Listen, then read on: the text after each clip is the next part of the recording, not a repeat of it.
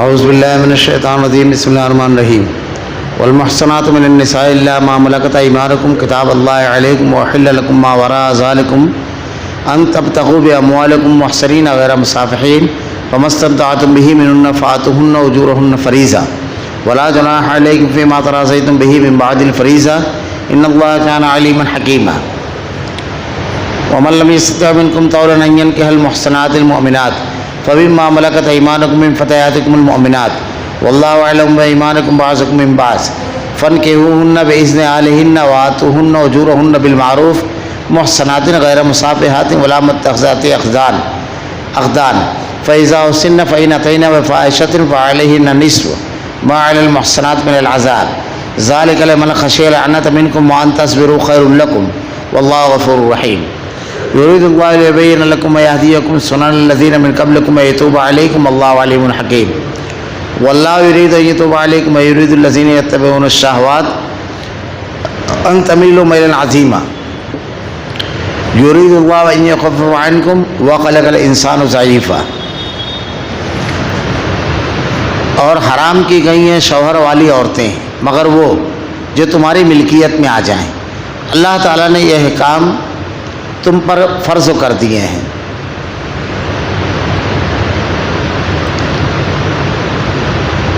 ان عورتوں کے سوا اور عورتیں تمہارے لیے حلال کی گئی ہیں اپنی مال کے مہر سے تم ان سے نکاح کرنا چاہو برے کام سے بچنے کے لیے نہ کہ شہوت رانی کے لیے. اس لیے جن سے تم فائدہ اٹھاؤ انہیں ان کا مقرر کیا ہوا مہر دے دو اور مہر مقرر ہو جانے کے بعد تم آپس کی رضامندی سے جو طے کر لو اس میں تم پر کوئی گناہ نہیں.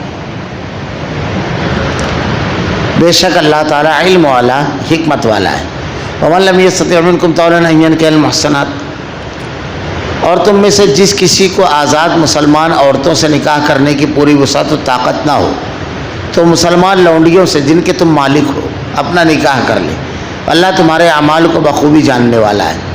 تم سب آپس میں ایک ہی تو ہو اس لیے ان کے مالکوں کی اجازت سے ان سے نکاح کر لو اور قاعدے کے مطابق ان کی مہر ان کو دے دو. وہ پاک دامن ہو نہ کہ اعلانیہ بدکاری کرنے والیاں نہ خفیہ اشنائی کرنے والیاں. بس جب یہ لونڈیاں نکاح میں آ جائے پھر اگر وہ بے حیائی کا کام کریں تو انہیں عادی سزا ہے اس سزا سے جو آزاد عورتوں کی ہے. کنیزوں سے نکاح کا یہ حکم تم میں سے ان لوگوں کے لیے جنہیں گناہ اور تکلیف کا اندیشہ ہو اور تمہارا ضبط کرنا بہت بہتر ہے. اور اللہ تعالیٰ بڑا بخشنے والا اور بڑی رحمت والا ہے. اور اللہ تعالیٰ چاہتا ہے تمہارے واسطے خوب کھول کر بیان کرے اور تم سے پہلے کے نیک لوگوں کی راہ پر چلائے اور تمہاری توبہ قبول کرے. اور اللہ تعالیٰ جاننے والا حکمت والا ہے. اور اللہ چاہتا ہے کہ تمہاری توبہ قبول کرے. جو لوگ خواہشات کے پیروں ہیں وہ چاہتے ہیں کہ تم اس سے بہت دور ہٹ جاؤ. اللہ چاہتا ہے کہ تم سے تخفیف کر دے کیونکہ انسان کمزور پیدا کیا گیا ہے.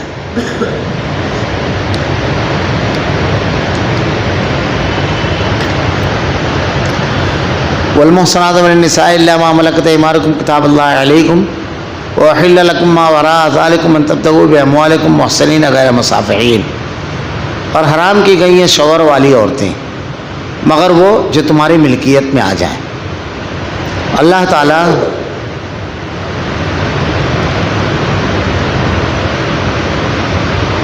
یہ احکام تم پر فرض کی ہے. اللہ تعالیٰ نے یہ احکام تم پر فرض کی ہے.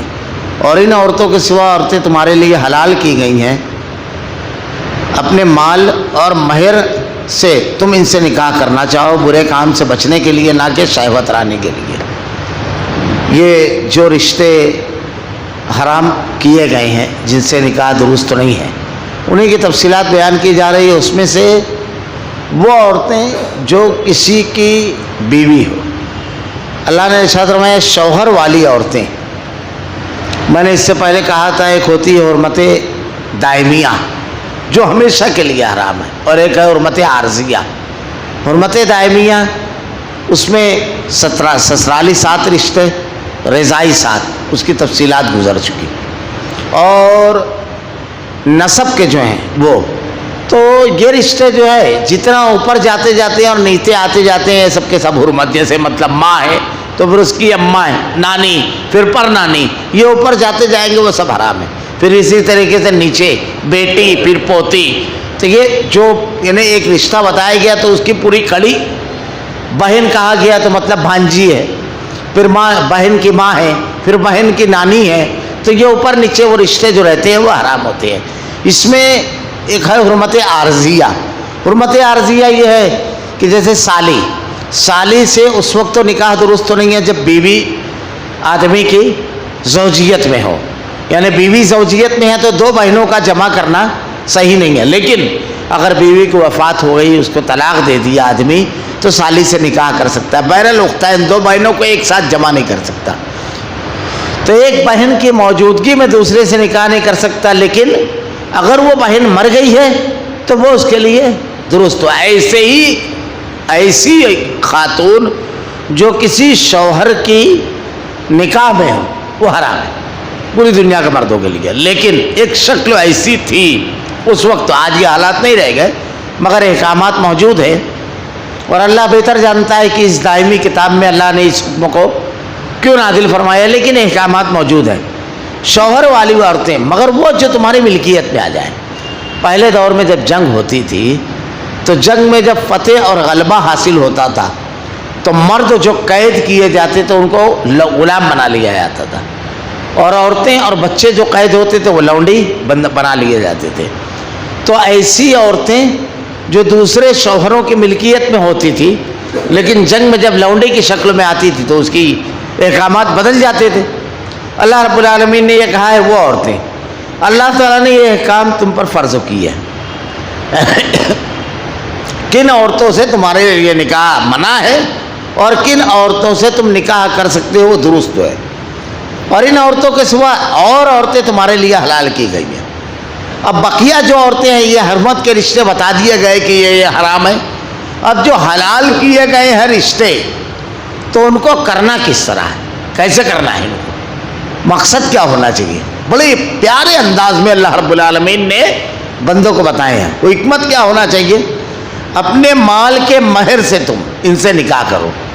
نکاح کے لیے جو بنیادی شرطیں بتائی گئی ہے، ایک تو مہر، یہ عورت کا حق ہے، ایجاب و قبول، اور لڑکی کی طرف سے ولی کی رضامندی اور لڑکے کی طرف سے گواہوں کا ہونا، یعنی لوگوں کی موجودگی میں یہ نکاح کی جو شرطیں بیان کی گئی ہے. اب اور اس کے بعد شوہر کے لیے بیان کیا گیا ہے، اس کے بعد وہ ولیمہ کر لے گے شوہر.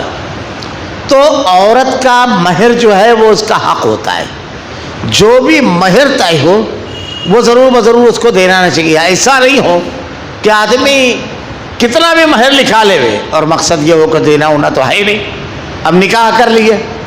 پرانے دور میں تو ایسا تھا کہ لوگ مہر جلدی دیا نہیں کرتے تھے.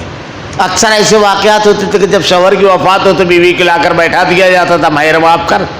اب وہ اللہ کی بندی معاف نہ کرے تو پورے شہر کا تانا سنے تو مجبور ہوتی تھی. اور بھی الگ الگ اسباب ہوتے تھے.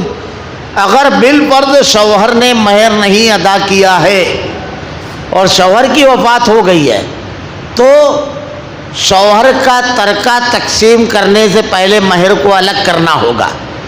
اس بیوی کا حق ہے، وہ پہلے الگ دے دیا جائے گا، پھر اس کے بعد وہ، یہ اس کا حق ہے. مہر کی مقدار متعین نہیں ہے، فریقین کی رضامندی پر گیا ہے. جیسے اللہ کے نبی صلی اللہ علیہ وسلم کے دور میں ملتا ہے کہ ایک عورت نے آ کر کے اللہ کے نبی سے کہا کہ اللہ کے رسول مجھ سے نکاح کر لیجیے، اپنے آپ کو پیش کیا. صحابہ کرام کی مجلس تھی تو اللہ کے نبی نے کہا مجھ کو حاجت نہیں ہے. اس کے بعد ایک صحابی کھڑے ہوئے اور کہنے لگے کہ اللہ کے رسول صلی اللہ علیہ وسلم میں اس سے نکاح کرنے کے لیے تیار ہوں. اللہ کے نبی صلی اللہ علیہ وسلم نے ان سے کہا کہ اچھا تمہارے پاس کچھ دینے کے لیے مہر وغیرہ ہے؟ تو انہوں نے کہا اللہ کے نبی کچھ نہیں ہے، بس یہ بدن پہ یہ جو کپڑا ہے یہ ہے، 2 چادریں. تو کہا اگر یہ چادر اس کو دے دو تو تم کیا پہنو گے؟ کہا جا کر کے دیکھو اپنے گھر میں. تو وہ گھر میں گئے، کافی تلاش ولاش کیا لیکن کچھ ملا نہیں. اللہ کے نبی نے کہا چاہے ایک لوہے کی انگوٹھی. تو صحابی نے آ کر کے کہا کہ اللہ کے رسول وہ بھی نہیں ہے. یعنی پہلے دور میں لوگ انگوٹھیاں پہنتے تھے. لوگ انگوٹھی پہننا معیوب نہیں ہے، لیکن اگر آدمی انگوٹھی اس لیے پہنتا ہے کہ اس میں جو پتھر ہے وہ بڑا لکی ہے، اس کو پہننے کے بعد سے کاروبار چل نکلا اور کوئی بھی مصیبت آتی ہے تو یہ پتھر اس کو روک لیتا ہے، یہ شرک ہے، یہ شرک ہے ایسا کرنا۔ میں تو اکثر کہتا ہوں لوگ اپنے بتوں کو، مشکل کشا اور حاجت روا کو مندروں میں رکھتے ہیں۔ یہ قوم اتنی ایڈوانس ہو گئی کہ اپنے مشکل کشا کو اپنے ہاتھ میں لے کے گھومتے رہتی ہے۔ تو اس قسم کا عقیدہ رکھ کر اگر کوئی شخص پہنتا ہے تو وہ درست نہیں ہے۔ ضرورت کے تحت کوئی پہنتا ہے، یعنی اللہ کے نبی نے جو انگوٹھی استعمال کی تو وہ مہر تھی، یعنی آپ لیٹر وغیرہ جو لکھا کرتے تھے تو اسی انگوٹھی سے کے اوپر وہ مہر کا بنا ہوا تھا، وہ لگا ہوا تھا، اسی سے مہر لگایا کرتے تھے۔ اور یہ انگوٹھی حضرت عثمان رضی اللہ تعالیٰ عنہ کے دور تک رہی۔ پھر آپ ایک کنویں کی منڈیر پر بیٹھ کر کے اس کو انگلی میں گھما رہے تھے، اچانک نکلی اور گر گئی کنویں میں، اس کے بعد نہیں مل سکی۔ خیر، تو انگوٹھی پہننے کا ملتا ہے۔ جیسے ایک صحابی نے سونے کی انگوٹھی پہنی ہوئی تھی، اللہ کے نبی نے کہا تم اپنے ہاتھ میں آگ کا ٹکڑا رکھتے ہو، انہوں نے اتار کر کے پھینک دی۔ تو انگوٹھی پہن سکتے ہیں، آدمی کو شوق ہے، اگر اچھی لگ رہی ہے، اس کو پسند ہے تو کوئی حرج نہیں ہے۔ تو کہا لوہے کی انگوٹھی، کہا اللہ کے نبی یہ بھی نہیں ہے۔ تو اللہ کے رسول صلی اللہ علیہ وسلم نے ان سے پوچھا کچھ قرآن یاد ہے؟ کہا ہاں۔ دوسری روایت کے الفاظ ہے کہ ان کو سورہ بقرہ اور سورہ آل عمران یاد تھی۔ تو اللہ کے نبی صلی اللہ علیہ وسلم نے اسی کو مہر رکھا اور اس پر وہ معاملہ طے کر دیا۔ تو مہر کی مقدار دونوں فریقین کی رضامندی سے جو بھی طے ہو جائے، زیادہ سے زیادہ مہر کا ثبوت بھی ملتا ہے۔ ایک صحابی نے باغ دیا اپنی اہلیہ کو مہر میں، پورا کا پورا ایک باغ دے دیا۔ تو مہر کا ثبوت جو ہے آدمی اور عورت کی باہمی رضامندی سے جو طے ہو جائے وہ عورت کا حق ہے۔ مہر کے ذریعے تمہارے لیے حلال کی گئی اپنے مہر کے سے ان سے نکاح کرنا چاہو۔ اب مہر، اس کے بعد لڑکی جو ہے اس کے لیے ولی کی رضامندی۔ ولی کون ہے؟ اس کا باپ، اس کا چچا، اس کا بھائی، یہ اس کے ولی ہیں۔ اگر اس کی رضامندی نہیں ہے تو اس کے علاوہ اس کا نکاح نہیں ہے۔ صاف حدیث کے الفاظ ہے کہ نکاح بغیر ولی کے نکاح نہیں، صاف حدیث کے الفاظ ہیں۔ اس لیے جو کورٹ میرج وغیرہ کرتے ہیں یہ نکاح نہیں ہوتا ہے، کیونکہ وہاں ولی کی رضامندی نہیں رہتی ہے۔ اور لوگوں کے درمیان عام اس کا اعلان کرو، اللہ کے نبی نے ارشاد فرمایا عام اعلان کرنا چاہیے۔ تو نکاح کے لیے پہلی چیز مہر، دوسرا برے کام سے بچنے کے لیے نکاح ایک عہد و پیمان ہے۔ مہر اس کو دے دو، اس کے حقوق کی ادائیگی، اور تمہارا مقصد یہ ہونا چاہیے کہ اللہ نے تمہارے اندر جو جذبہ رکھا ہے اس جذبے کو جائز مقام پر کے، یعنی نفسانی خواہشات کا جو جذبہ ہے، ارے معاف کیجیے جنسی خواہش کا، اس جذبے کو صحیح جگہ استعمال کرنا یہ مقصد ہونا چاہیے۔ اللہ تعالیٰ نے یہ اس کے لیے نکاح کو، کیونکہ اس کی وجہ سے تمہاری اگلی نسل چلے گی۔ کام سے بچنے کے لیے اللہ کے نبی نے ارشاد فرمایا اگر کوئی شخص اس لیے نکاح کرتا ہے کہ وہ برائی اور گناہ سے بچ جائے تو اللہ نے اپنے ذمے لے لی ہے اس کی مدد کرنا، اور نکاح کے بے شمار فائدے ہیں۔ اللہ تعالیٰ ارشاد فرماتا ہے یکونوا فقراء یغنیہم اللہ من فضلہ، تم نکاح کرو اللہ تعالیٰ تم کو اپنے فضل سے غنی کر دے گا۔ حضرت ابوبکر صدیق رضی اللہ تعالیٰ عنہ ارشاد فرماتے ہیں لوگوں اگر غربت ہے تو نکاح کرو، اللہ کا وعدہ سچا ہے، بے شمار فائدے ہیں، تسکین کا سامان ہے، اللہ نے سکون رکھا ہے نکاح کے اندر، اس کے ذریعے نسل چلتی ہے۔ اللہ تعالیٰ جو اولاد دیتا ہے، اللہ نے کہا تم اپنی اولاد کو اس خوف سے قتل نہ کرو کہ ان کو کہاں کما کر کے کھلائیں گے، ان کو اور تم کو دونوں کو وہ رزاق رزق کو دیتا ہے، ان کے آنے سے پہلے تمہاری بیوی کے سینے میں اس کی خوراک کا انتظام کر دیتا ہے۔ یہ اس کا انتظام و انصرام ہے، نہیں تو اس سے پہلے یہ معاملہ نہیں ہوتا ہے، یہ اللہ کا انتظام ہے، غور کرنے کی بات ہے۔ تو مقصد یہ ہونا چاہیے نہ کہ شہوت رانی، یعنی صرف یہ نہیں کہ تلذذ حاصل کرے بس، اس کے لیے صرف نکاح نہیں ہونا چاہیے۔ نکاح کا مقصد واضح طور پر بیان کر دیا گیا ہے، صرف یہ نہیں رہنا چاہیے نکاح کا مقصد کہ آدمی کسی کو دیکھ لے وہ حسین و جمیل ہے بس اس سے تلذذ حاصل کرنے کے مقصد سے نکاح کرے اور وہ حصول ہو جانے کے بعد پھر اس سے کھلواڑ کرے. اس لیے جن سے تم فائدہ اٹھاؤ انہیں مقرر کیا ہوا مہر دے دو. اب اگر تم ان سے نکاح کر رہے ہو تو تم ان سے فائدہ اٹھا رہے ہو تو جو تمہارے اور ان کے درمیان مہر مقرر ہو گیا ہے وہ دے دینا چاہیے. مہر کا معاملہ تو ایسا ہے کہ شفع زفاف یا نکاح کے مجلس اس میں آدمی دے دے یا شفع زفاف جب بیوی سے ملاقات کرنے جائے تو اس وقت ہی اس کا حق مہر اس کو دے دینا چاہیے. اور مہر مقرر ہو جانے کے بعد تم آپس کی رضامندی سے جو طے کر لو اس میں تم پر کوئی گناہ نہیں. بے شک اللہ علم اور حکمت والا ہے. دونوں کے درمیان ایک مہر طے ہوا بیوی اور شوہر کے درمیان. لیکن اب اس کے بعد وہ دونوں آپس میں بیٹھ کر گفتگو کرتے ہیں. جیسے فرض کر لیجئے کہ شوہر نے 1,00,000 روپیہ 1.5 لاکھ روپیہ مہر ادا کرنا طے کیا. بیوی کو گھر لے کر آ گیا. دونوں کی زندگی چلنے لگی. بیوی نے دیکھا کہ ان کو 1.5 لاکھ روپیہ ادا کرنا ذرا مشکل ہو رہا ہے تو اس نے کہہ دیا کہ ایسا کرو کہ 1 لاکھ دے دو تم, کوئی مسئلہ نہیں ہے. یہ دونوں کی باہمی رضامندی ہے. اس نے ابھی باہمی رضامندی سے یہ کر دیا. شوہر نے 1.5 لاکھ روپیہ مہر رکھا. اب اس کو لگا کہ نہیں تھوڑا سا بڑھا دینا چاہیے, اگر اتنا کر دیتا ہوں تو یہ خرید لے گی. ابھی 50,000 روپیے میں سونا چل رہا ہے, 1.5 میں تو 3 ہی ہوگا, 4 تولہ رہے گا تو سب آ جائے گا اس کا جو ہے اس میں سب. تو وہ تھوڑا بڑھا کر باہمی رضامندی سے کوئی کمی اور زیادتی, اگر باہمی رضامندی یاد رکھیے ایسا نہ ہو کہ اس کو پریشر میں لے کر آئے کیسے کیا دوں گا, سمجھتا نہیں ہے حالات تو بیچاری وہ سمجھوتا کر رہی, وہ تو بات ہے. تو باہمی رضامندی کا مطلب یہ ایک دم کھلے دل سے جو معاملہ ہوتا ہے. یہ آگے کیا ہے, بے شک اللہ علم اور حکمت والا ہے, وہ تمہارے دلوں کے راز کو جانتا ہے کہ کن حالات میں تم نے یہ رضامندی کی ہے. کہیں عورت سمجھوتا تو نہیں کر رہی ہے کہ چلے یہ چھوڑو تاکہ گاڑی چلے, ورنہ یہ تو دوسرا ہی راستہ اختیار کرنے کا سوچ رہے ہیں, اس کی وجہ سے تنگ کر رہے ہیں. کہیں یہ تو نہیں ہے. اور عورت کا بھی معاملہ کہیں لالچ اور کسی اور چیز کا تو نہیں ہے. تو اللہ تمہارے دلوں کا بھید جانتا ہے. زبان پہ تم کیا استعمال کر رہے ہو یہ نہیں, اس کو اس کی ضرورت نہیں ہے. کیونکہ قیامت کرو جب اللہ کی جناب میں ہم کھڑے ہوں گے تو اللہ رب العالمین کی جناب میں جب ایک شخص کو لگے گا کہ مقدمہ میرے اوپر کھڑا ہو چکا ہے تو اللہ تعالیٰ 3 گواہی لائے گا آدمی کے خلاف. پہلی گواہی تو نامہ اعمال یقول مال ھذا الکتاب لا یغادر صغیرۃ ولا کبیرۃ الا احصاها ووجدوا ما عملوا حاضرا.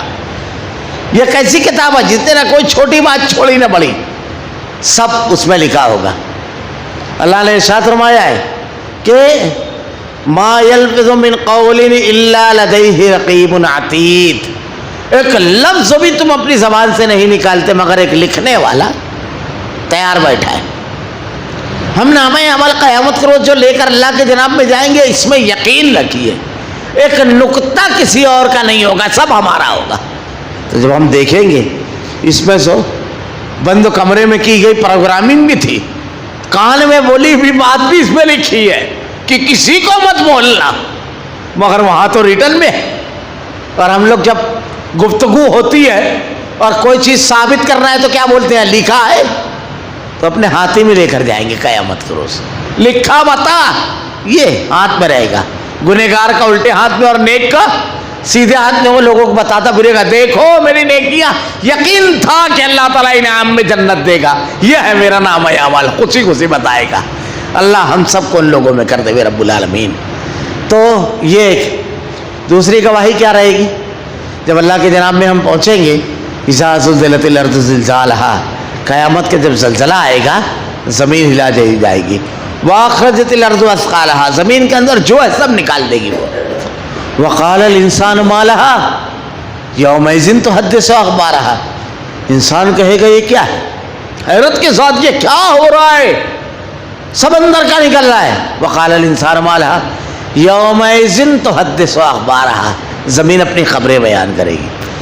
کس مقام پر ہم نے کیا کب کیا ہے سب اسکرین شاٹ لیتے ہیں نا ہم لوگ, یہ پورا اسکرین شاٹ آ رہا ہے سب. ابھی ہم لوگ درس قرآن میں بیٹھے ہیں، بدھ کا دن ہے، تو یہ سب رہے گا. کچھ لوگ ہوٹلوں پہ بیٹھے ہوں گے، کچھ کسی اور مقام پر بیٹھے ہوں گے، کچھ تلاوت کلام کر رہے ہوں گے، کچھ ہوں گے اپنے فیملی کے درمیان. یہ نصیبوں کی بات، اللہ تعالیٰ جس کو جہاں بیٹھا دے. لیکن سب زمین کھینچ رہی ہے، ساروں کا فوٹو. تیسرا، جب قیامت کے روز آدمی دیکھے گا کہ اب بچنے کا کوئی راستہ نہیں، ہاتھ میں تو نامہ اعمال لایا ہوں، زمین گواہی دے رہی ہے، تو کیا کہے گا؟ میں آج اپنے خلاف کسی کی گواہی نہیں مانوں گا، کسی کی بات نہیں مانوں گا. مکر جائے گا، شاید عذاب سے بچ جائے، یا آخری کاموں کرے گا. تو اللہ کیا کرے گا؟ قرآن میں اللہ نے کہا اليوم نختم علی افواہہم وتکلمنا ایدیہم وتشہد ارجلہم بما کانوا یکسبون. کہ اللہ رب العالمین قیامت کے روز اس کے منہ پر مہر لگا دے گا. ہاتھ، معاف کیجیے گا، ہاتھ اور پیر، وہ زبان پہ نہیں آ رہے ہیں وہ جملے، ہاتھ اور پیر اس کے گواہی دیں گے.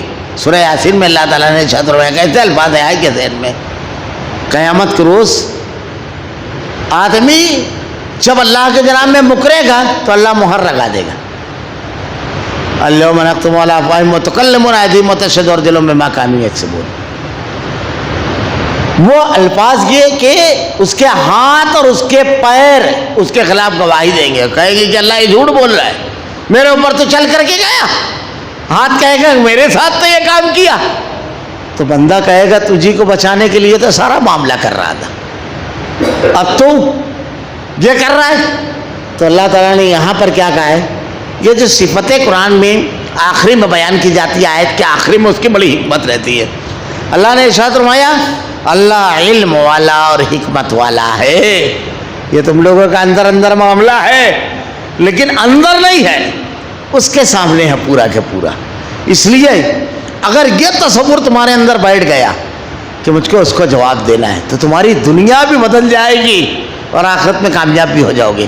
کیوں؟ کہ دیکھو فرق کیا پڑتا ہے. ایک آدمی جب یہ احساس کے ساتھ جیتا ہے کہ مجھ کو اللہ کا جواب دینا ہے، تو اس کی کیفیت دنیا کے تمام انسانوں سے کیسے الگ ہو جاتی ہے. اگر وہ ایک آدمی کے ساتھ معاملہ کر رہا ہے اور یہ طاقتور ہے، سارے کاغذات اس کے حساب سے ہیں، ساری پاور اس کے پاس ہے، لیکن اس کے باوجود اس کے اوپر ظلم نہیں کرے گا. کیوں؟ کہ سامنے جو اس کے کھڑا ہوا ہے اس کی کمزوری وہ پر نہیں پائے گا. یہ سب نہیں دیکھتا ہے، وہ یہ دیکھتا ہے کہ میں اس کے ساتھ جو معاملہ کروں گا تو کائنات کی سب سے بڑی قوت اور طاقت کے سامنے مجھ کے کھڑے ہو کر جواب دینا ہے، وہاں میرے پاس کچھ نہیں رہے گا. تو اپنے آپ کو اس کمزور کے سامنے نہیں، اس عظیم رب کے سامنے کھڑا پاتا ہے. بس یہی سے اس کا انصاف اور سچے راستے پر چلنے لگتا ہے. بڑی زبردست تو چیز ہے اللہ کے سامنے جواب دہی کا تصور. ہر معاملے میں اللہ کے احکامات کو پر عمل کرنا اور اس کی ناراضگی سے بچنا، اس کو راضی رکھنا، یہ زبردست چیز ہوتی ہے. اللہ نے ارشاد فرمایا وَمَن لَّمْ يَسْتَطِعْ مِنكُمْ طَوْلًا أَن يَنكِحَ الْمُحْصَنَاتِ الْمُؤْمِنَاتِ فَمِمَّا مَلَكَتْ أَيْمَانُكُمْ مِن فَتَيَاتِكُمُ الْمُؤْمِنَاتِ. تم میں سے جس کسی کو آزاد مسلمان عورتوں سے نکاح کرنے کی پوری وسعت و طاقت نہ ہو تو مسلمان لونڈیوں سے جن کے تم مالک ہو اپنا نکاح کر لے ہوئے. فَانكِحُوهُنَّ بِإِذْنِ أَهْلِهِنَّ وَآتُوهُنَّ أُجُورَهُنَّ بِالْمَعْرُوفِ مُحْصَنَاتٍ غَيْرَ مُسَافِحَاتٍ وَلَا مُتَّخِذَاتِ أَخْدَانٍ. تو اللہ تمہارے اعمال کو خوب جاننے والا ہے. تم سب آپس میں ایک ہی تو ہو، اس لیے ان کے مالکوں کی اجازت سے ان سے نکاح کر لو، قاعدے کے مطابق ان کے مہر دو. وہ پاک دامن ہو، نہ کہ اعلانیہ بدکاری کرنے والی، نہ خفیہ آشنائی کرنے والیاں. اللہ کے نبی نے کیا کہا؟ نکاح کرو. تو کیا کہا اللہ کے رسول نے؟ عورت میں خوبی آدمی کیا دیکھتا ہے کہ ایسے خاندان کی ہے، کتنے مال والی ہے، حسن و جمال کتنا ہے، یہی دیکھتا ہے. خاندان کتنا بڑا ہے، مال کتنا ہے. ابھی تو ایسا ہے کہ والدین کا دیکھتے ہیں کہ ترکے میں کتنا لے کر کے آئے گی. بولے چالاک لوگ ہوتے ہیں. اللہ کے نبی نے کیا کہا؟ حسن و جمال دیکھتے ہیں. نہیں تو غریب کے یہاں بھی اگر ایک خوبصورت بچی پیدا ہو جائے تو سب دوڑنے لگتے ہیں. اور کبھی کبھی وہ تو والدین کے لیے بھی مسئلہ بن جاتا ہے. وہ ایسا خواب دیکھ لیتے ہیں کہ کسی رشتے کو جلدی ہاں ہی نہیں بولتے ہیں. ایسا بھی واقعات ہے. بڑا عجیب معاملہ رہتا ہے. حالانکہ ان تینوں چیزوں کا آپ دیکھیے, خاندان, نسب آگے نہیں جاتا ہے, عمل آگے جاتا ہے. ورنہ ابو لہب تو اللہ کے نبی کا چچا تھا, ابو طالب چچا تھے. حضرت نوح علیہ السلام کا بیٹا گمراہ لوگوں میں سے ہوا. اخلاق و کردار کا تعلق نسب سے نہیں ہوتا ہے, اللہ جسے ہدایت دے. دوسری چیز مال تو آنی جانی چیز ہے, آج ہے کل نہیں ہے. اور تیسری چیز یہ حسن و جمال. اگر آپ حسن و جمال کا معاملہ دیکھیں تو اس کی ضرورت آدھا ایک گھنٹہ صرف رہتی ہے بس. اس کے بعد وہ دن بھر اس کے ساتھ اس کا معاملہ چلتا ہے. گفتگو, بات چیت, سلیقہ مندی, بچوں کی تربیت, کیسے گفتگو, یہ سب کا تعلق کس سے؟ اخلاق سے. یہ تینوں چیزیں عارضی ہے. 24 گھنٹہ جو چلتی ہے اس کی تربیت اور اس کا اخلاق. اللہ کے نبی نے کہا تم اس کی دینداری دیکھو, کیونکہ جس گود میں تم اپنے بچوں کی پرورش کرنے کے لیے انتظام کر رہے ہو, تمہاری نسل جہاں پڑنے والی ہے وہ گود کیسی ہے؟ وہ دیندار ہے. اسکول میں ڈالنے سے پہلے 10 مرتبہ ہم دیکھتے ہیں رزلٹ کیسا ہے. دیکھتے ہیں نا کیسا رزلٹ ہے, ٹیچرز کیسے ہیں, پھر فیس ہمارے لیول کی چاہیے, اسٹیٹس اچھے سے اچھی تعلیم ہونا چاہیے. ہم اپنی نسل کو جس اسکول میں ڈالنا ہے وہ کیسی ہو. ہم شوہر کو بھی دیکھیں, وہ قرآن سننے والا ہے, قرآن پڑھنے والا ہے, یا گانے اور یہ سب سننے والا ہے, نسلیں تباہ ہو رہی ہے. یاد رکھیے, ایک ایک جملہ ملتا ہے. ہماری تمام کے تمام ناکامیوں کے اسباب ہیں ایک جملے میں اسلام, اور ہماری تمام کامیابیوں کے کلید اور کنجی ہے اسلام. ہم نے دین کو چھوڑ کر تعلیم کی طرف توجہ مرکوز کی, تعلیمی ادارے کھولے, رشوت خوری اور ڈونیشن کے اڈے بن گئے. وہ ڈاکٹر سے بنائے, کمیشن خور بنے, تجارت کے میدانوں میں گئے, بےایمانی, سود خوری عام ہوئی. مال کے میدان میں جب ہم گئے, جب بڑی بڑی پوسٹوں تک پہنچے تو رشوت خوری بالکل عام ہوئی, استحصال عام ہوا. ہم نے مذہب کو ایک طرف رکھا, سیاست کے میدان میں گئے, حرام خوری, اقربا پروی, قوم کی خدمت کا جذبہ سب ختم ہو گیا. دین نام کی کوئی شے نہیں رہ گئی. کسی میدان میں ہم اسلام کو چھوڑ کر کے جائیں گے کامیابی نہیں مل رہا ہے, لیکن اگر اسلام کے ساتھ جائیں گے کامیاب ترین لوگ رہیں گے, برکتیں ہوگی, سب ہوگا. صحابہ اکرام کے پاس کامل اسلام تھا. دنیا کی سب سے زیادہ تمدن یافتہ 2 قومیں, روم اور ایران, ان کے سامنے رک نہیں سکی. رون دیا انہوں نے چند سالوں میں. چتھڑوں میں لٹکی ہوئی تلواریں لے کر کے نکلے, لیکن کلیجے میں, عمل میں, کردار میں اسلام تھا.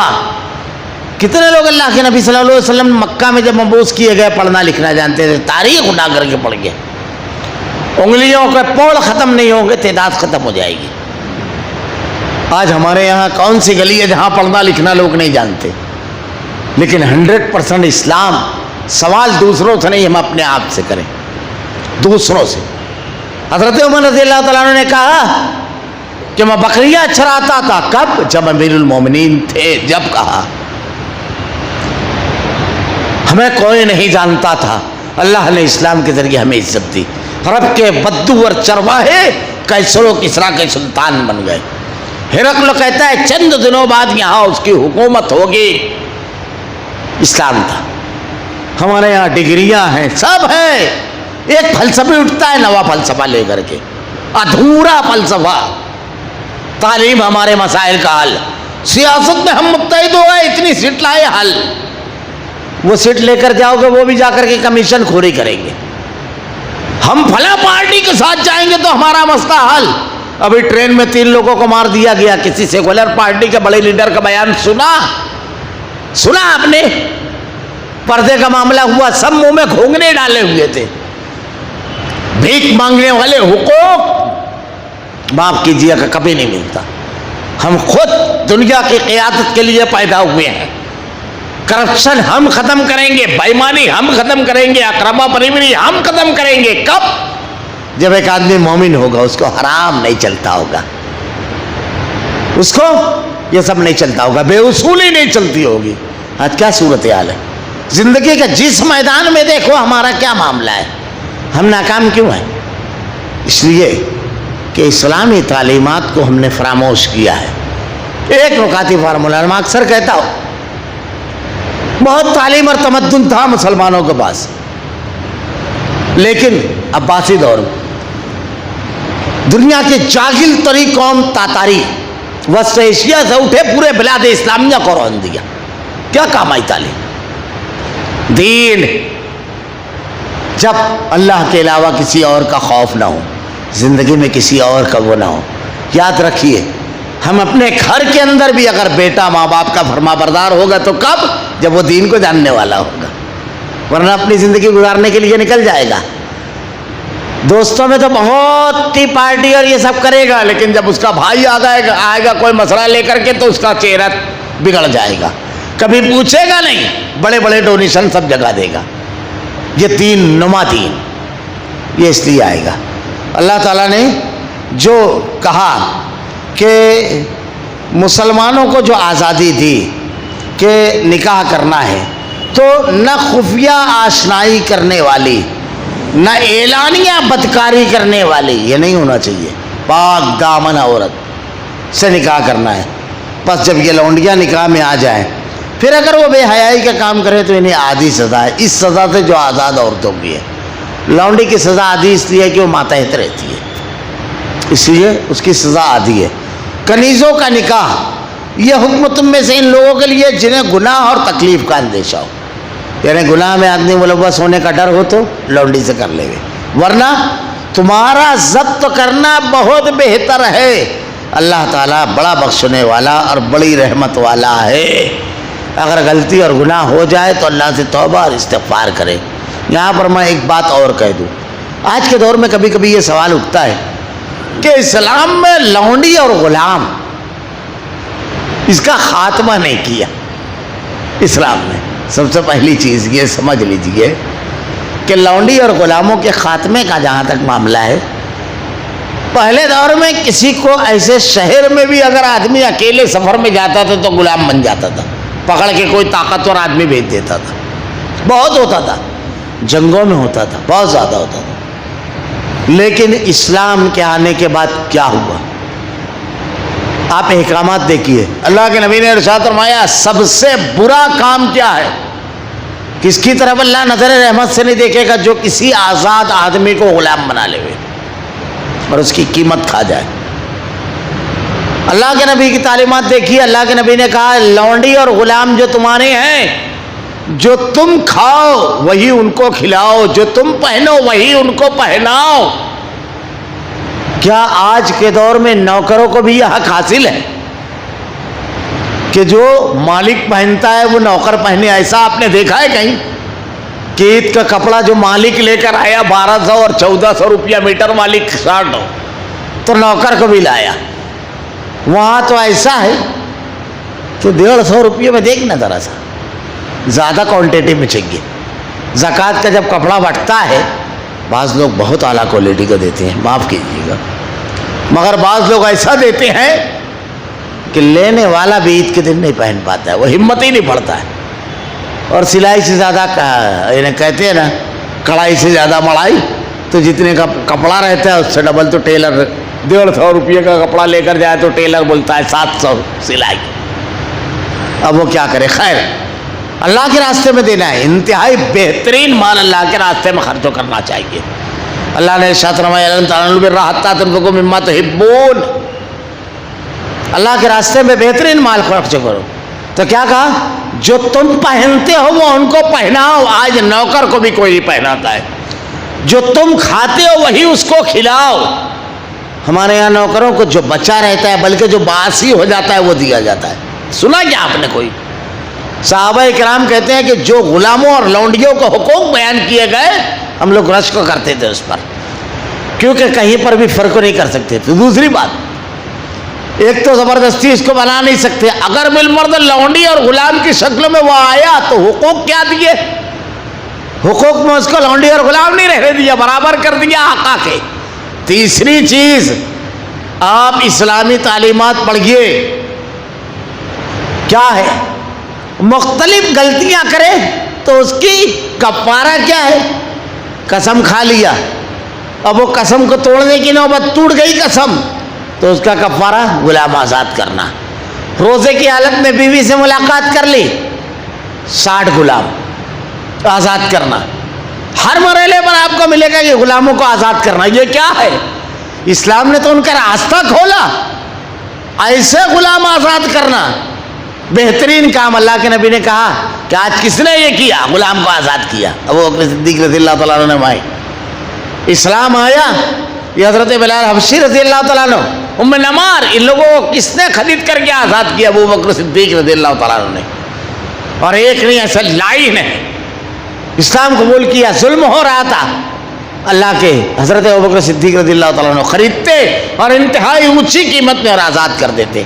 تو اسلام نے غلامی کو ختم کرنے کی جتنی کوششیں کی ہے اور جس سطح پر کی ہے، کسی نے اس دور میں نہیں کی، اور آج بھی غلاموں کو جتنے حقوق اسلام نے دیے تھے، آزاد نوکر اور ملازم کو وہ حقوق نہیں حاصل ہے۔ ہم سے کوئی گفتگو کرے گا حقوق انسانی کے ٹیبل پر اسلام کے معاملے میں، اسلام سے زیادہ کسی نے حق نہیں دیا ہے، نہ عورت کو، نہ غریب کو، نہ کمزور کو، نہ رعایا کو، اسلام سے زیادہ کسی نے حق نہیں دیا ہے۔ اسلام نے تو تصور بدل دیا ہر چیز کا۔ حضرت عمر رضی اللہ تعالیٰ عنہ امیر المومنین، آج سیاست فیل کیوں ہے؟ سیاست دانا حاکم ہے۔ حضرت عمر رضی اللہ تعالیٰ عنہ رات کو گشت کر رہے ہیں، رات کو ایک آدمی کو دیکھا خیمے کے باہر بیٹھا ہوا ہے، پوچھا کیا معاملہ ہے؟ انتہائی پریشان، تو کہا میں مسافر ہوں، آخری ایام ہے، آخری وقت ہے، میری بیوی کا درد ذہ میں مبتلا ہے، کوئی جاننے والا نہیں ہے، اور مدینہ سے کچھ باہر کی طرف تھا وہ خیمہ۔ آپ فوراً اپنے گھر گئے، اہلیہ سے کہا کہ ایسا ایسا معاملہ ہے۔ اہلیہ نے وہ تمام ساز و سامان جو ولادت کے وقت رکھتا ہے لیا اور ساتھ گئی۔ اہلیہ اندر داخل ہو گئی، یہ اس مسافر سے بیٹھ کر گفتگو کرنے لگے۔ دوران گفتگو وہ کہتے ہیں مسافر کہ ایسے دکھ درد میں کام آنے والے ذمہ دار آپ جیسے شخص کو امیر المومنین ہونا چاہیے تھا مسلمانوں کا۔ اندر سے آپ کی اہلیہ آواز دیتی ہے کہ امیر المومنین اپنے ساتھی کو بیٹے کی خوشخبری سنا دو۔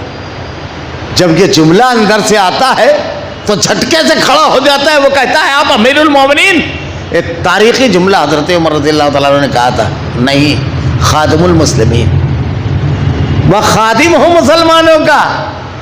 ہمارے یہاں تو لیڈر ہوتے ہیں، خادم نہیں ہوتے ہیں۔ اور دیکھیے عربوں کو ہم بہت برا کہتے ہیں، کیا لکھتے ہیں معلوم ہے وہ لوگ اپنے نام کے آگے؟ خادم الحرمین والشریفین، یہ لکھتے ہیں وہ، خادم الحرمین والشریفین۔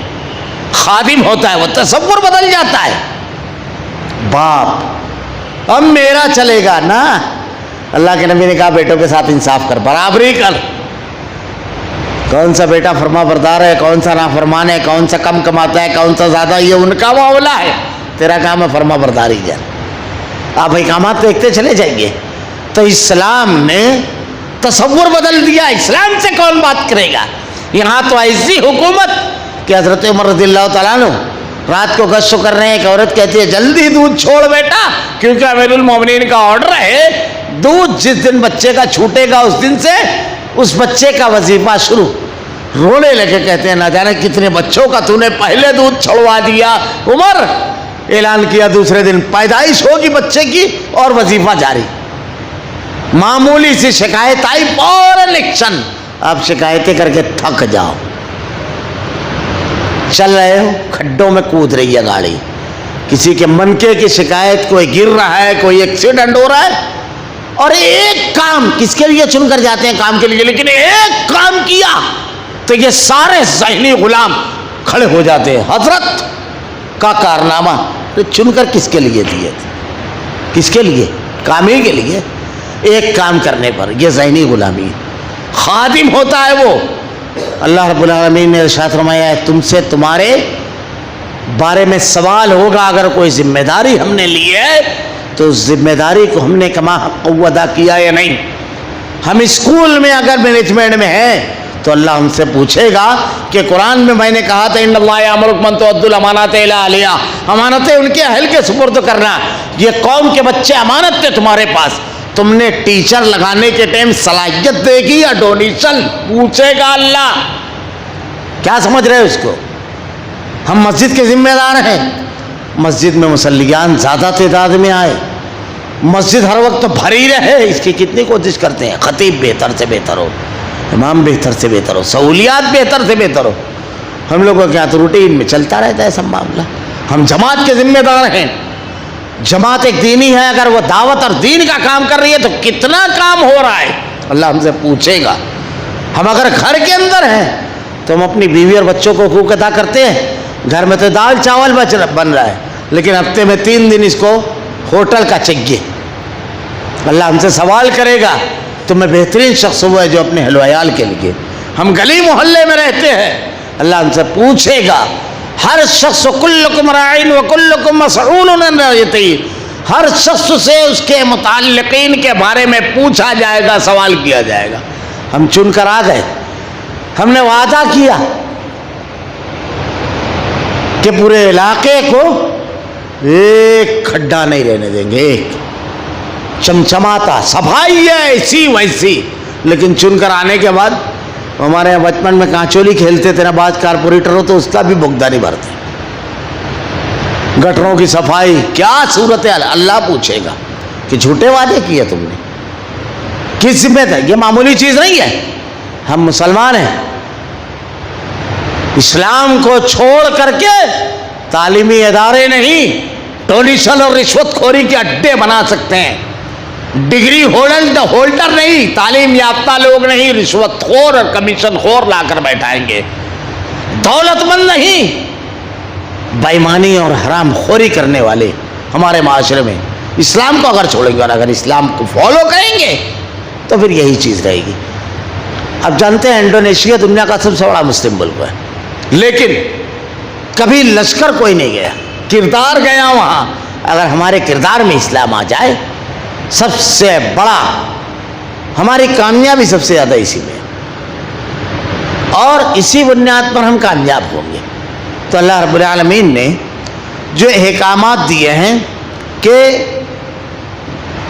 اللہ تعالیٰ بڑا بخشنے والا، بڑا مہربان ہے، تو اللہ تعالیٰ نے لونڈی اور غلام کے جو احکامات دیے ہیں اس پر بات ہوگی کہ چلو آج کے دن جو قیدی ہیں، دوسرے ملکوں میں جو قید ہوتے ہیں جنگ کے دوران، کیسی اذیت سے دوچار ہوتے ہیں، کس طرح مارے جاتے ہیں. سب عراق وغیرہ کی اور افغانستان کی جنگ میں جو قیدی تھے امریکہ کے اس جزیرے میں، ساری دنیا کو اس کی تفصیلات معلوم ہے، سب معلوم ہے. کیا غلاموں کو جو حقوق ہے وہ حقوق دیے جاتے ہیں؟ وہاں سے بھی آگے جائیے، آزاد نوکروں کو تم وہ حقوق دیتے ہو جو اسلام نے غلاموں کو دیا. پہلے تم اپنے نوکروں کو، آزاد کو وہ حقوق دو، پھر اسلام سے گفتگو کرنا جس نے غلاموں کو وہ حقوق دیے جو آزاد لوگوں کو حاصل ہے. اس سے بڑا دروازہ کون کھولے گا؟ انسانی آزادی اور انسانی حقوق کی اس کا. اللہ رب العالمین اس سے کہتا ہے یرید اللہ لیبین لکم ویہدیکم سنن الذین من قبلکم ویتوب علیکم اللہ علیم حکیم. اللہ تعالیٰ چاہتا ہے تمہارے واسطے خوب کھول کر بیان کرے. کیوں یہ احکامات اللہ تعالیٰ پوری تفصیل سے بیان کر رہا ہے؟ نکاح کا حکم ہے، وراثت کا حکم ہے، اولاد کی تربیت کا حکم ہے، بیوی کے حقوق کا حکم ہے، بازار میں تجارت کا حکم ہے، راستہ چلنے کا حکم ہے، حکومت کرنے کا حکم ہے، مختلف جرائم کی سزاؤں کی تفصیلات ہے، لین دین کیسے کیا جائے، کتنے گواہ ہونا چاہیے، کیسے لکھنا ہے، پوری تفصیلات اللہ نے بیان فرمائی ہے. نماز کیسے پڑھنا ہے، کس وقت کتنی رکعت پڑھنا ہے، عقیدہ کیسا ہونا چاہیے، قربانی کے جانور میں کیا کیا عیب نہیں ہونا چاہیے، حج بیت اللہ کون کرے، کیا سب پر فرض ہے یا صرف وہ استطاعت والے پر، پوری تفصیل اللہ نے کیوں بیان فرمائی؟ 2 حکمتیں الگ الگ جگہ بیان کی گئی ہے. یہاں ایک حکمت بیان کی کہ ہم کو کہیں تشنگی نہ ہو، کیونکہ مکمل دین اللہ نے دیا ہے. کہیں کوئی سوال ہماری زندگی میں آئے تو اس کا جواب نہ ہو، یہ ناممکن. اسلام کی خوبی ہے. دوسرا یہ تاکہ تم سے پہلے نیک لوگوں کی راہ پر چلائے اور تمہاری توبہ قبول کرے. تم سے پہلے جو نیک لوگ ہیں اس کے راستے پر چلائے. ہم لوگ روزانہ نماز میں 17 فرض و رکعتیں پڑھتے ہیں, 12 سنن رواتب, 1 وتر. یہ کم سے کم ہے, پھر اس سے زیادہ بھی ہوتی ہے جیسے نوافل وغیرہ. عصر سے پہلے اگر آدمی سنت پڑھ لے وے وہ زائد ہو جاتی ہے, مغرب سے پہلے کی 2 سنت زائد ہو جاتی ہے, عشاء سے پہلے کی 2 سنت زائد ہو جاتی ہے. یہ سب مستحب ہے. یہ ہر رکعت میں ہم سورہ فاتحہ پڑھتے ہیں اور اس میں کہتے ہیں اہدنا الصراط المستقیم, ہے اللہ مجھ کو سیدھا راستہ چلا, صراط الذین انعمت علیہم. ہم نے راستہ تو مانگ لیا لیکن راہی راستے پر اکیلا نہیں چلتا ہے, وہ تو چاہتا ہے نا جس راستے پر وہ چلے وہی راستے پر لوگ رہیں. تو صراط الذین انعمت علیہم وہ راستہ جس انعام یافتہ لوگوں کا راستہ ہے, اس راستے پر چلا. روز دعا مانگتے ہیں انعم اللہ علیہم من النبیین والصدیقین والشہداء والصالحین. کون ہے انعام یافتہ؟ صدیقین, شہداء, صالحین. یہ اللہ تعالیٰ جو احکامات بیان فرما رہا ہے اس پر اگر ہم عمل کریں گے تو کیا فائدہ ملے گا کہ نیک لوگوں کی راہ پر چلائے اور تمہاری توبہ قبول کرے. تم کو نیک بننا ہے, نیک لوگوں کے راستے پر چلنا ہے تو اللہ کے احکامات کو ماننا ہے. فارمولہ اللہ نے دے دیا. اور دوسری بات تمہاری توبہ قبول کرے. غلطی اگر ہو جائے بڑا رحیم و کریم رب ہے, بس اس کے ہاتھ میں, اس کے جناب میں اپنے ہاتھوں کو اٹھاؤ, غلطی کا اعتراف کرو. اللہ کے نبی نے کہا انتہائی قیمتی ہے وہ آنسو جو تنہائی میں نکلے اللہ کی جناب میں اللہ کے خوف سے. انتہائی قیمتی آنسو ہے, 2 قطرے آنسو, گناہوں کا اعتراف. وہ بڑا رحیم و کریم ہے, ہاتھ لوٹتا نہیں ہے, رب معاف کر دیتا ہے, بڑا معاف کرنے والا ہے. وہ تمہاری توبہ قبول کرے. اللہ جاننے والا اور حکمت والا ہے, وہ علیم ہے, وہ جانتا ہے خوبی خامی کسی بھی چیز کی. وہ جو حکم دے رہا ہے وہ خوبیوں والا ہے, خامی نہیں ہے, اور اس میں بڑی حکمتیں ہیں, اس لیے چپکے سے اس کو مانو. واللہ یرید یتوب علیکم ویرید الذین یتبعون الشہوات ان تمیلوا میلا عظیما. یہ بولو شہوات ان تمیلوا میلا عظیما. اللہ چاہتا ہے تمہاری توبہ قبول کرے, اور جو لوگ خواہشات کے پیروں وہ چاہتے ہیں کہ تم اس سے بہت دور ہٹ جاؤ. اب دیکھو اللہ تعالیٰ کس طرف بلا رہا ہے. توبہ اگر کریں گے تو کیا ہوگا؟ استغفار کے اگر فائدے میں صرف بیان کروں, استغفار کو معمول بنا لیجیے. قرآن کی ایک آیت صرف پڑھتا ہوں. حضرت نوح علیہ السلام کی قوم پر عذاب آیا. اللہ نے کیا کہا ہے؟ استغفروا ربکم انہ کان غفارا. استغفار کرو, اللہ بڑا معاف کرنے والا ہے. یرسل السماء علیکم مدرارا, وہ آسمان سے موسلادھار بارش برسائے گا اگر استغفار کرو گے. وَيُمْدِدْكُمْ بِأَمْوَالٍ وَبَنِينَ, مال اور اولاد. مال کی بھی کمی ہے, اولاد بھی نہیں ہے, تم استغفار کرو, اس کے ذریعے اللہ تمہاری مدد فرمائے گا. مال بھی ملے گا, اولاد بھی ملے گی, سارے فائدے کی بنیاد ہے استغفار. کیونکہ جب آدمی استغفار کرتا ہے, دعا شروع کرتا ہے, اس کے دل میں آتا ہے کہ میرا ایک رب ہے جو مجھ کو معاف کرنے والا ہے, میرے گناہوں کو معاف کرنے والا ہے, اور وہ جب معاف کر دے گا تو رحمتوں کی بارش کر دیتا ہے. اللہ ناراض اس بندے سے ہوتا ہے جو اللہ رب العالمین سے مانگتا نہیں ہے. اللہ کے نبی 100 بار استغفار کیا کرتے تھے. ہمارے یہاں بہت کم مزاج ہے محاسبہ دن بھر کا کرنا. صحابہ کرام بستر پر لیٹتے تو استغفار کرتے. میں اس سے پہلے بار بار ایک بات کہوں, استغفار. اللہ کے نبی 100 بار استغفار کیوں؟ ہمارے یہاں ایک مزاج یہ ہے کہ ہم یہ سمجھتے ہیں غلطی کے بعد گناہ, اور وہ بھی جس کو ہم گناہ سمجھتے ہیں, اس کے بعد استغفار. لیکن دیکھیے ہم نے نماز پڑھی ابھی عشاء کی, 4 رکعت نماز پڑھی, جیسے ہی سلام پھیرا تو دعا نماز کے بعد کے اللہ کے نبی نے جو بتائی دیکھے لکھی ہوئی ہے, اللہ اکبر, استغفر اللہ استغفر اللہ استغفر اللہ 3 مرتبہ. ہم نماز پڑھ کے استغفار کر رہے ہیں. میں اکثر کہتا ہوں یہ بات, یہ کیا ہے؟ 4 رکعت نماز اللہ کے نبی نے کہا کہ تم پر فرض ہے عشاء کی, ہم نے پڑھی. اللہ کے نبی نے کہا ایسے پڑھو جیسے تم اللہ کو دیکھ رہے ہو. یہ تصور نہ آئے تو اللہ تم کو دیکھ رہا ہے, یہ تصور ہونا چاہیے. نماز الذین هم فی صلاتہم خاشعون, خشوع خضوع کے ساتھ پڑھو. اب نماز پڑھتے پڑھتے ہم لوگ مارکیٹ بھی گئے, ایک دوست سے ملاقات بھی کر لیے، خیال کیا چلا رشتہ داروں کے یہاں بھی ہو لیے، تہوار کی تیاری بھی کر لیے، بہت ساری چیزیں آتی ہیں، خیالات آتے رہتے ہیں۔ 4 رکعت نماز پڑھی، جیسے ہی سلام پھیرا کیا کہا ہم نے؟ اے اللہ سب سے بڑا تو ہے، استغفر اللہ استغفر اللہ استغفر اللہ۔ اے اللہ 4 رکعت نماز پڑھنے کا تو نے حکم دیا، فرض ہوتا، میں نے ادا کیا، اللہ کہاں کیا خامی رہ گئی، کہاں کمی رہ گئی اللہ، اب اس کو قبول فرما رب العالمین، معاف فرما ان خامیوں کو اللہ، اور اس کو قبول فرما۔ یہ استغفار ہم نے 4 رکعت پڑھی، جو خامیاں رہ گئی ہم نے توبہ کر لی، توبہ چلتے پھرتے استغفر اللہ ربی من کل ذنب واتوب الیہ۔ اس کے مالی فائدے، اس کے بیماری کے فوائد، یہ ایک مستقل عنوان ہے، انشاءاللہ کسی جگہ رک کر کے کہوں گا، یہاں ریپیٹ جو کیا گیا ہے اسی لیے اللہ یہ چاہتا ہے کہ اگر غلطی ہو تو تم واپس آؤ، شیطان کے یا دوسرے لوگوں کو بتائے ہوئے راستے پر چلو گے تو وہ چاہتے ہیں کہ تم کو اس سے دور ہٹ جاؤ۔ یرید اللہ ان یخفف عنکم وخلق الانسان ضعیفا، اللہ چاہتا ہے تم سے تخفیف کر دے، کیونکہ انسان کمزور پیدا کیا گیا ہے۔ اللہ نے جو دین دیا ہے، یرید اللہ بکم الیسر ولا یرید بکم العسر، اللہ تمہارے ساتھ آسانی کرنا چاہتا ہے، مشکل نہیں ملے گا۔ آپ کو بھوک لگی ہے، اللہ کے نبی نے ارشاد فرمایا پہلے کھانا کھا لو پھر نماز پڑھو۔ آپ کو لیٹرین محسوس ہو رہی ہے، جماعت کھڑی ہونے والی ہے، لیکن آپ جا کر پہلے لیٹرین کرو پھر کھانا آ کر کے نماز پڑھو۔ آپ سفر میں ہو، 2 کی بجائے 4 کی بجائے 2 رکعت پڑھنا ہے۔ سنت، نوافل، ذکر و اذکار جتنے آپ کرتے ہو سب کا ثواب اللہ تعالیٰ آپ کو دے گا۔ اب عشاء بعد آپ بیٹھ کر کے تھوڑا سا قرآن بھی پڑھ رہے ہو، ذکر ماننا ہے، سب کچھ کرتے ہو، 2 رکعت پڑھو، سارے ثواب لے کر جاؤ۔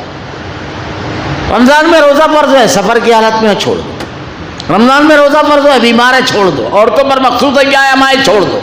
بچہ دودھ پی رہا ہے، اس کو دودھ کم پڑ رہا ہے، چھوڑ دو۔ عورت ذرا سا، آدمی تھوڑا سا تیز مزاج کا ہے تو نمک چکھ لے، ہو اندر تک نہیں جائے، سب زبان تک کے صرف ٹیسٹ رہے، اس کی بھی اجازت ہے۔ اللہ نے مشکل کچھ نہیں کیا، آسان کیا ہے۔ آپ کو زکوٰۃ نہیں دینا ہے، اگر آپ غریب ہیں لو، ہاتھ نہ پھیلاؤ، لیکن کوئی اگر مال لا کر کے دے دے وہ چپکے سے لے لو۔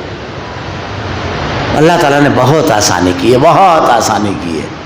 یعنی آپ نماز کے لیے آئے مسجد میں، پہلے آ گئے، پہلی صف پہ کھڑے ہو گئے، امام کے فوراً بعد آ گئے، آپ نے تکبیر تحریمہ کے ساتھ پائی، درجات بلند ہو گئے، پہلی صف پہ تھا اور زیادہ افضل۔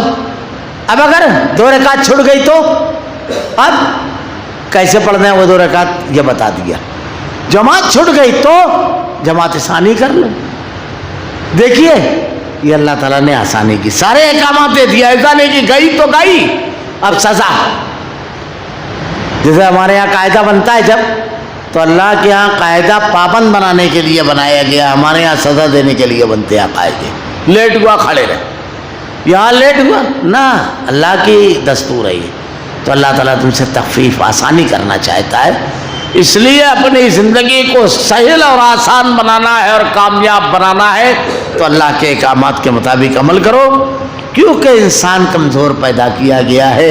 اگر ہم دوسرے راستے پر چلیں گے تو تکلیف سے 2-4 ہوں گے، اس کو اٹھا نہیں پائیں گے، اس انداز زندگی کو جھیل نہیں پائیں گے۔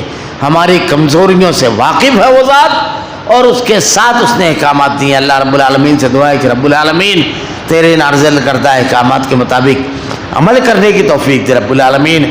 اللہ تیرے کلام کی آیتیں اور تیرے نبی کی احادیث کو ہمارا کردار و عمل بنا دے رب العالمین۔ اللہ ہم بڑے کمزور بندے ہیں رب العالمین، اللہ رب العالمین گناہوں سے ہماری حفاظت فرما، اللہ تیری محبت دل میں ڈال دے رب العالمین، توبہ اور استغفار کی توفیق دے رب العالمین، اللہ نیکیوں سے محبت دے رب العالمین، تیرے کلام کی آیتیں اور تیرے نبی کی حدیث کو ہمارا کردار و عمل بنا دے، ہمارا خاتمہ ایمان پر فرما۔ ربنا لا تزغ قلوبنا بعد إذ هديتنا وهب لنا من لدنك رحمة إنك أنت الوهاب۔ سبحانك اللهم وبحمدك أشهد أن لا إله إلا أنت أستغفرك وأتوب إليك۔